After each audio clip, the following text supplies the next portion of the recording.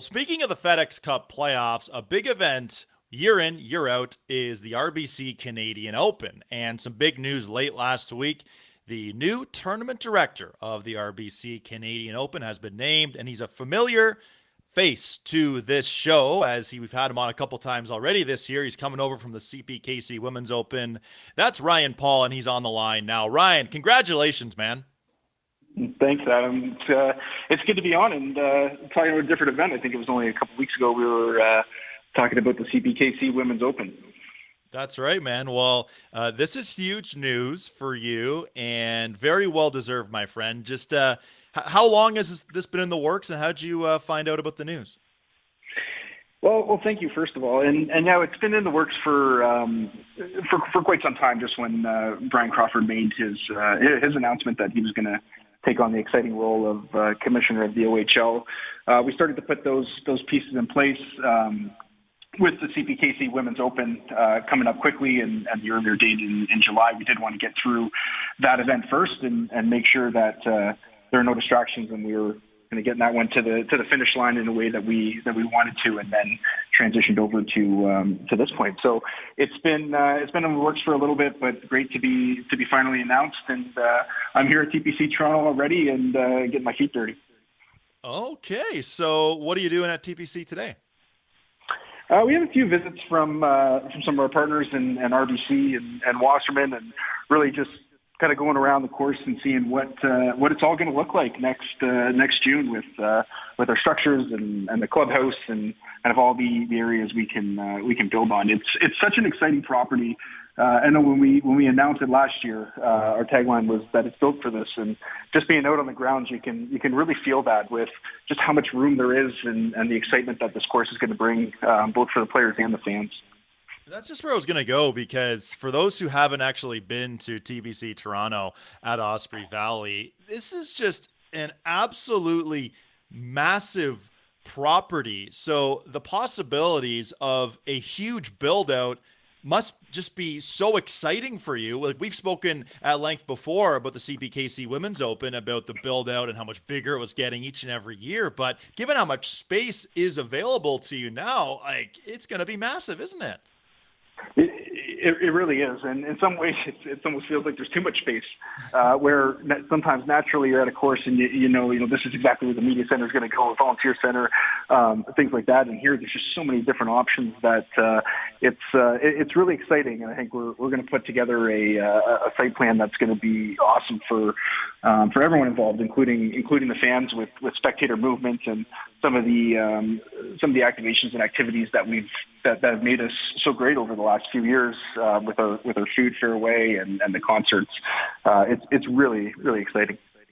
It's certainly very exciting. Now, you mentioned Bryan Crawford a little earlier, who was the tournament director, now the commissioner of the OHL. Have you had any conversations with him since this news came down for you?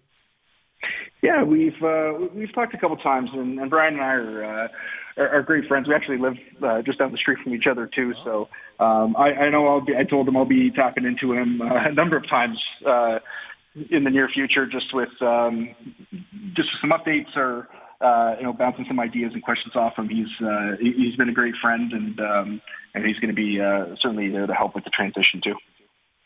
I can only imagine. We're in conversation here with Ryan Paul, who is the new tournament director of the RBC Canadian Open, taking place next year, back in the quote-unquote usual time slot for the RBC Canadian Open. That news was announced, I believe, the day before your news was announced. How excited are you that the RBC Canadian Open is now back the week before the U.S. Open?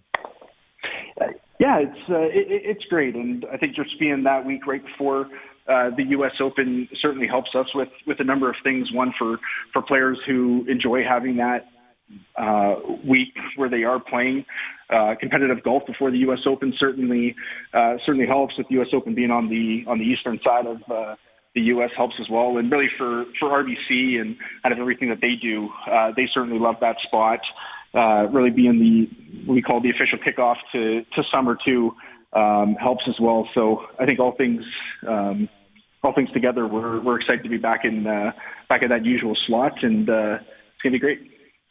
100%. And I mean, I know there was some potential question how, the tournament was earlier this past year with the weather and how it could be different. Ryan, it's mid-August and it's 15 degrees outside, and 2 days ago it was 35 degrees. So it's a total guessing game, right? Yeah, you can never win with the weather, and you just gotta hope for some great weather and a good leaderboard, and that's what you'll get. But no, we've had great events in the last few years, being in that kind of late May, early June window, and again, we're happy to be in that slot. 100%. And we had you on a couple times before the CPKC Women's Open, and another great success story that was, if you want to flip that hat back on here for a second, as we look back at that tournament at Earl Grey, just how much of a success was that? It really was. The Calgary fans, they came out in bunches, and to have set once again breaking our record for number of fans on site at just over 73,000 was truly remarkable.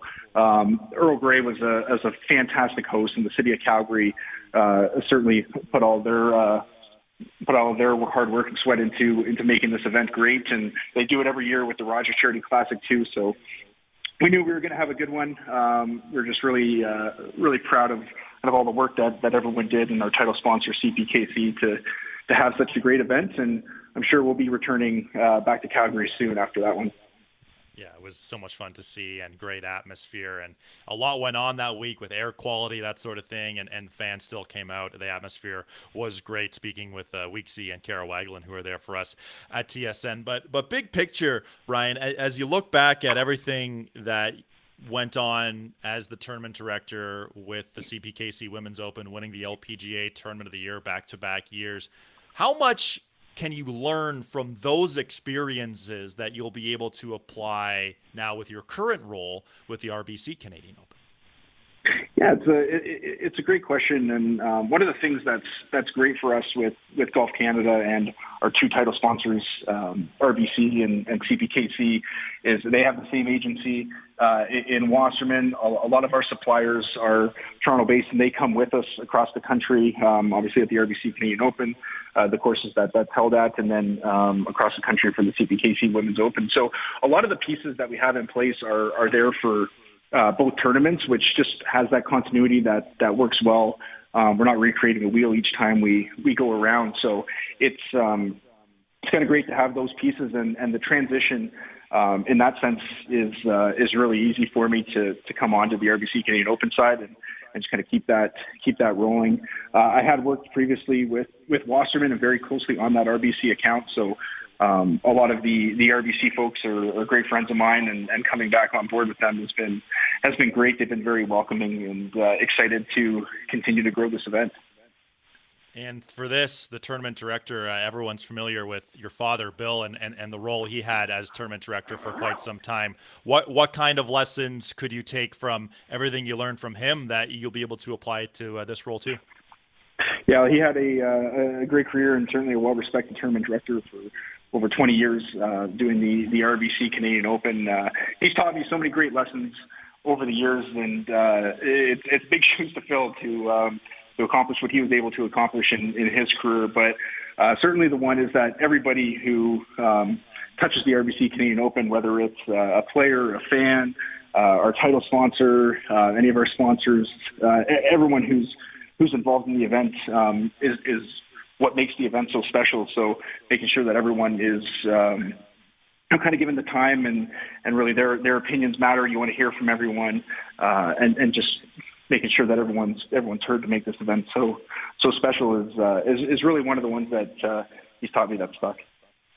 Well, that is very well said. And when the news came across, when I saw the headline that you were named tournament director, I was like, man, that's just so well deserved. You've done a lot of great things with Golf Canada, with CPKC, and now you're taking your talents, if you will, to the RBC Canadian Open as the tournament director. Ryan, thanks for your time today. And I'm looking forward already to early next year when we have our maybe monthly check-ins as we preview the RBC Canadian Open. Congrats again, my man, and thanks for your time. No, thanks so much. Thanks for having me. We'll talk soon.